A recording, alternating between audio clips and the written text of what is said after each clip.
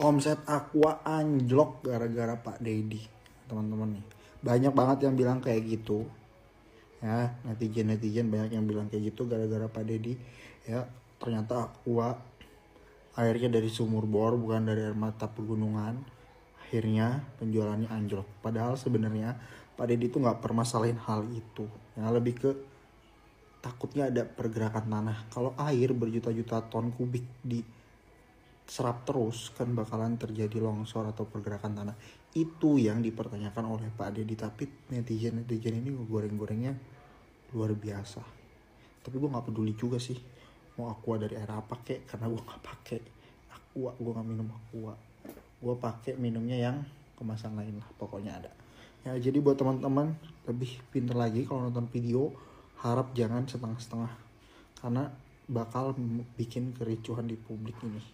Sidak KDM ke pabrik Aqua berbuntut panjang. Kemarin sempat heboh bahwa air yang diambil oleh Aqua adalah air sumur bor. Sekarang ada informasi lagi bahwa Aqua akan dicabut izinnya jika memang melanggar ketentuan dari konsumen atau menyalahi undang-undang perlindungan konsumen. Selain dicabut izinnya, juga terancam untuk diharamkan. Ini disampaikan oleh founder Halal Indonesia. Menurut kalian gimana guys? Coba komen di kolom komentar. Pemahaman orang itu, ini air nih, ini pemahaman nih, ini pemahaman nih. Nah, pemahaman orang itu adalah air Aqua ini air yang gini. Kan saya ngomong pemahaman, karena Bapak pasang iklannya itu. Ya kan? Ambil dari puncaknya. Dari mata air yang pertamanya, dari mata airnya itu diambillah oleh Aqua lewat pipa, kemudian dibuat jadi air galon, termasuk saya yang minum tiap hari. Ya kan? Pemahaman orang. Ternyata air ngebor.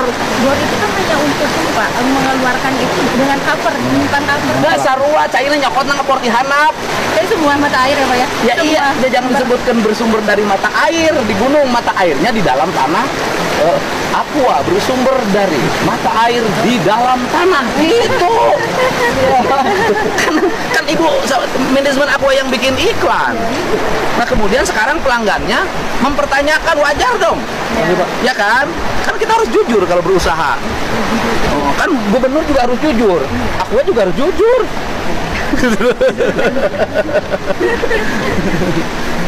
Tuh ya kayak gini tuh, cek aja pemahaman Tara. Ya cai alus kira, aing mampun aing. Sampai dah sebelum ini kan ngaju pandangan Bapak itu Pak. Cek lurah sebagai lurah. Sama. Naon kumaha? Saya butan abdi mah kan itu teh sumber teh anu di growak lah di naon dibesarin, kemudian masukin pipa, ya dialirkan. Dialirkan kan itu Pak. Emu abdi di kami Pak. Suganderen ngebor. Saya ngebor. Oh, ini yang longsor. Jadi yang longsor itu di area Aqua. Area warga. Yang sebelah sana Pak. Kalau ini yang lurus, ini yang Aqua Pak. Ini longsor juga? Bukan Pak. Ini itu kita perbaiki di terasering cut and fill Pak. Jadi di cut untuk mengurangi beban tanah yang ada di atas supaya tidak terjadi longsor. Nah, fillnya kita larikan ke area yang longsor kemarin. Pertanyaannya adalah, apakah longsor ada kaitan nggak dengan pengambilan air bawah tanah? Kalau dari sini karena ada sawah di atas Pak ya, sawah ya, itu tuh. Tesis Bapak di atas karena ada sawah, gitu kan? Ya. Pernah nggak tim geologi melakukan penelitian pasca longsor? Udah Pak, kita dari ITB Pak. Kesimpulannya kita dari ITB. Ini pipa yang ini Pak. Nah, ini yang digunakan PDAM bukan PDAM yang kita manfaatkan ke warga. Awalnya ini sumber satu Aqua Pak. Ini ya sekarang ditunjuk coba. Ini air ini sumbernya dari sumber satu pertama. Berarti bukan ngebor asalnya. Ini turap, sumbernya sumber turap. Nah, airnya ngambilnya dari mana ngebor?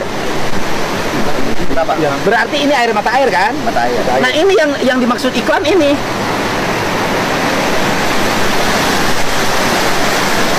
Ini air kan? Dulu Aqua.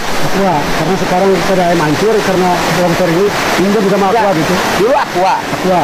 Dulu Aqua apa PDAM? Aqua. Dulu Aqua. Ya. Ngebor di sini apa ngambil langsung dari sumber air? Saya kurang paham. Saya harus menjelaskan. Ini sumber ini Pak. Kita kan sumbernya di seberang jembatan. Itu sebenarnya sumber turap. Enggak, saya nanya gini.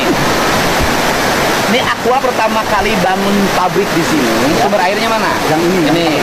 Sumber air ininya itu dari mata air di gunung apa ngebor? Di sini nggak ada proses pengeboran, Pak. Pengebornya nggak ada pengeboran ke bawah, cuma ini air yang keluar dari Mata air. mata air yang pinggir itu. Ini berarti Bapak pasang iklan dulu benar. Iya kan Pak, gini Pak, ini kan Bapak harus jelasin dari Aquanya. Ini kan manajer Bapak. Berarti dulu waktu Aqua dibangun pertama di sini sesuai dengan iklan. Ini kan ngomong iklan nih Pak. Iya, Pak. Sesuai dengan iklan, yaitu airnya dari mata air. Betul. Benar Kak? Iya. Mata air pegunungan. Iya, Betul? betul. Nah, ya itu ngambilnya dari sini. Iya. Ini kan tidak ngebor. Iya. Mata airnya di mana? Di tebing, Pak. Tuh, mata air pegunungan. Jadi iklan tuh nggak salah, karena iklan sebelum longsor. Iklan sebelum longsor, Aqua bersumber dari mata air pegunungan. Setelah longsor, mata air pegunungannya rusak. Jadi mata air pengeboran. Viral banget ya sidaknya Deddy Mulyadi ke pabrik Aqua, dan di saat sidak tersebut staf dari pabrik Aqua menyatakan bahwa memang airnya itu bukan berasal dari air terjun pegunungan. Nah, ini menarik sekali kalau kita bahas dari sudut pandang ilmu komunikasi, khususnya public relation dan periklanan. Ketika publik melihat ketidaksesuaian antara citra yang muncul di iklan, yaitu air pegunungan, air terjun gitu ya, dengan realitanya itu air yang berasal dari proses pengeboran. Nah, apa yang terjadi? Ya, muncul namanya trust gap.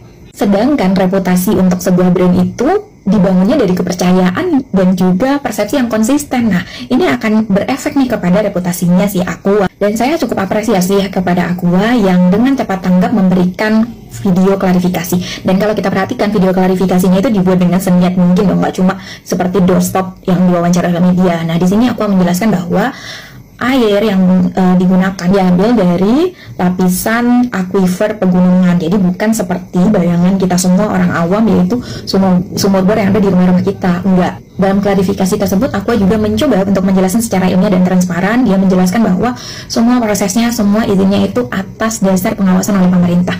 Ini sebenarnya salah satu key message atau pesan kunci yang ingin disampaikan kepada masyarakat. Nah, kalau dalam periklanan pun sebenarnya visualisasi dalam iklan itu tidak selamanya mengandung makna yang literal gitu, yang benar-benar apa adanya, tapi juga bisa mengandung makna yang simbolik. Apa nih dari makna simbolik dari air terjun yang ditampilkan oleh Aqua?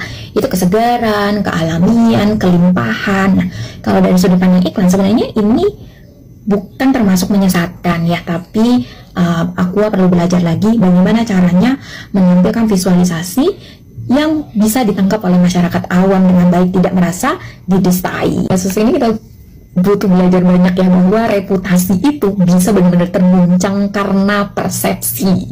Dari sini kita belajar tentang cepat tanggap, edukatif, dan juga transparan. Guys, beberapa waktu yang lalu kan Kang Deddy Mulyadi ini melakukan inspeksi mendadak atau sidak di salah satu perusahaan air minum dan kemasan.